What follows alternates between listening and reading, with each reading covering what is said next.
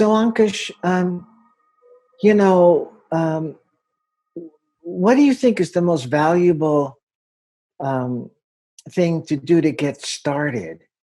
I really, most of my um, mentees are understanding some of the principles and they just want to get started. They seem a little insecure getting started, or even those who have some beginning practice have some insecurity about what to do next to keep it going, or even to get started.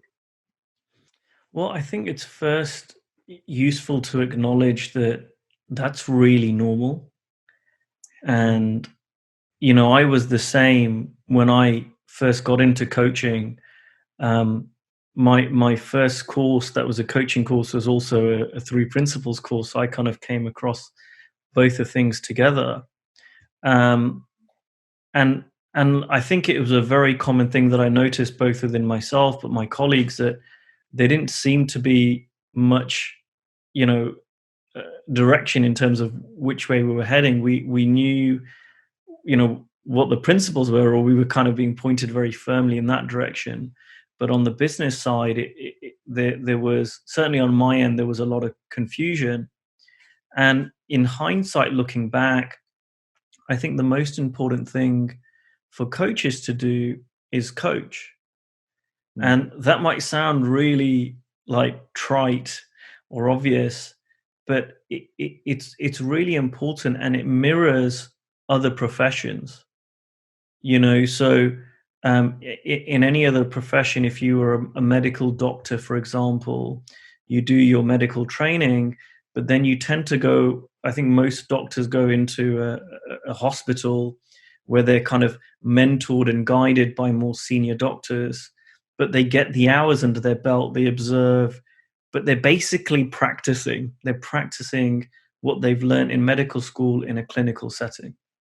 And you can say a version of that with lawyers or accountants or any other professional. And so for coaches, it's really important for us to move away from the theoretical and into actually coaching and learning that.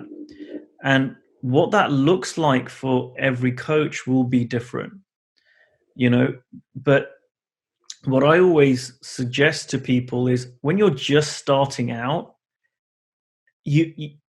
for, I would say, the vast majority of people, you have a network of people. Most people don't get into coaching and have no friends and no acquaintances, and shut themselves out, off to the outside world.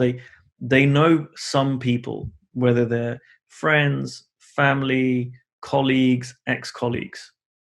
Now, what I'm not saying is go and become an evangelical three principles coach and force people to have coaching.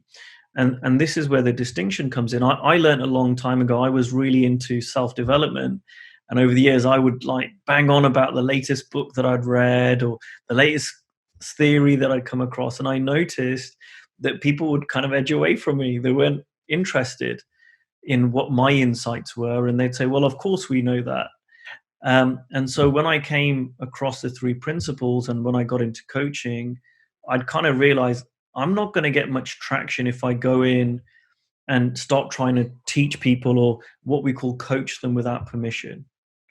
So what we're really looking for is, where are there places amongst people, where they have a problem or a challenge or something that the three principles training that you have as a coach training that you have, you can assist with. So I'll give some examples. If someone that maybe a friend, is looking to get a promotion, right? You could coach them around that with this understanding. And I was coaching someone this morning, and this wasn't about a promotion, but they were like, oh, I'm so lazy, I need to work harder, and I always do. They had a lot of thinking that was going on for them, which really looked like a fact, like their interpretation of their circumstances looked like a fact. And so in our coaching conversation this morning, I was really pointing my client to what is a fact and what is an interpretation. And that was really helpful for him. And so as three principles coaches, we can really help people. And our job is just to find people who are open and willing to be helped. But it also helps, I think, to what I call hang the principles onto something. Right. So when someone's got a challenge, like I gave the example of they're looking for a promotion, or maybe someone's struggling with their parent or with their child, maybe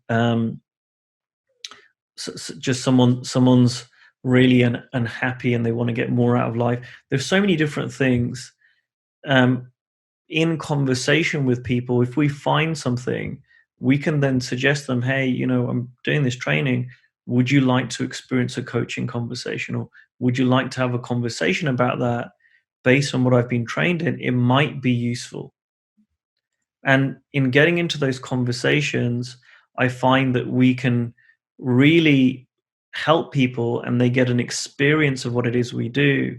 Because um, if I had to explain what three principles coaching is to someone who hadn't experienced it, it would never be the same as the same thing as experiencing it. It's like if you try and explain what a new fruit tastes like to someone, no matter how good you are as explaining it, it's never the same thing as actually experiencing tasting the fruit. And so we want to make sure that we give people an experience of this because, as you know, Mark, this can be really profound and really help people have huge insights and transformations, help them achieve their goals quicker once they get their misunderstandings out of the way, connect more deeply with people, be happier, all these benefits. But that can only happen when they actually have a conversation with us. Given that you start coaching, how do you start? What's your, I've always thought of this idea of visibility. People talk about visibility, and I thought about that as letting the community you live in know what you do. Um, and is that something that beginning coaches or people who want to go and develop more of a three principles practice can begin to look at? Yeah, and I think there's a lot of misunderstanding about visibility because, again, when I started out, I thought that meant I needed to be visible to as many people as possible. Mm, And so I see a lot of coaches going down this rabbit hole of marketing themselves, and they try and get as many followers on social media, they try and get, you know, kind of internet famous, try and get as well known as they can. And yet it's really unnecessary to build your coaching practice. It is true that if nobody knows that you're a coach, well, no one will know to hire you. But that doesn't mean you need to become, famous or have millions of followers or even thousands of followers. Like you said, it's about becoming visible to the community you want to serve. And there's so many ways that you can do that. I know I've had clients who are coaches who say, you know what, I don't really like using social media. And I say, well, that's great. You don't need to. There's no one way to do that. And so, what I always encourage coaches to do is I always say, um, take the easiest first step, right? Like, if something looks too difficult, right? Like if something looks too scary, you and I can both talk about how that's thought in the moment, but it might not be very helpful to someone, listening to this program. Whereas in a very practical way, I always say, if there's, let's take visibility as an example. If there's 5 ways that you can become more visible, and you think, oh, that's the best way, but it looks, I don't know about that one. mhm, Well, if there's a way over here that is much more comfortable for you, we'll go with that. I think the most important thing is just to start and mm, and do something that you can see will be helpful to people. That's really the key. I wanted to add one thing as well, that for me, when I make it about helping people, that's very different than, hey, I know this thing called the three principles, and it's really important for me to let people know about it because it's going to be good for them.